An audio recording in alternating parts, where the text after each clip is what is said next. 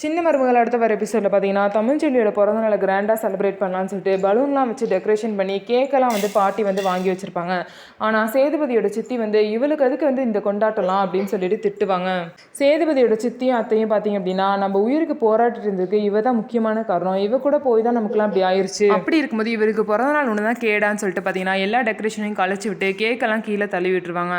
அதுக்கப்புறம் தமிழ்ச்செல்வி அம்மாச்சி கிட்ட நீங்கள் எதுக்கு அம்மாச்சி இதெல்லாம் பண்ணிட்டு இருக்கீங்க, நான் இதெல்லாம் கேட்டேன்னா எதுக்காக இந்த மாதிரிலாம் பண்ணி எல்லோரும் மனசு கஷ்டப்படுற மாதிரி பண்ணீங்க, எனக்கு உங்களோட ஆசீர்வாதமே போதும், வேறு எதுவுமே தேவையில்லைன்னு சொல்லிட்டு என்னை ஆசீர்வாதம் பண்ணுங்கன்னு சொல்லிட்டு உங்கள் அம்மாச்சி கிட்ட ஆசீர்வாதம் வாங்கிட்டு போகிறாங்க. அதுக்கப்புறம் காலேஜ் போன தமிழ்ச்செல்விக்கு அங்கே கேக்லாம் வாங்கி பார்த்தீங்க அப்படின்னா அவங்களோட பர்த்டேவை செலிப்ரேட் பண்ணுறாங்க. இதனால தமிழ்ச்செல்வி ரொம்பவே சந்தோஷமாக இருக்காங்க.